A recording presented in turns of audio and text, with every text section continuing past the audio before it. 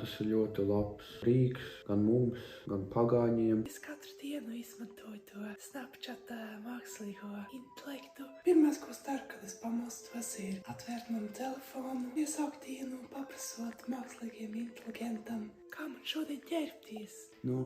Šie studenti arī mani, kas pie manī mācās, jā, viņi arī neko neiemācās tā jaunajā, jā.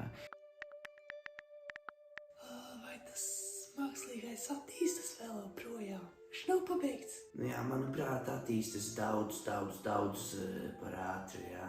Eltons arī teica, vienu dienu mums tad forši ir, jā, pats pamēģināju ļoti smieklīgi, jā, kaut ko paprasīt viņam, uzrakst eseju par rozītēm, jā.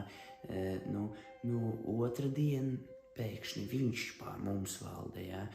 Es gluži teiktu, ka par lēnu attīstas artificial intelligence.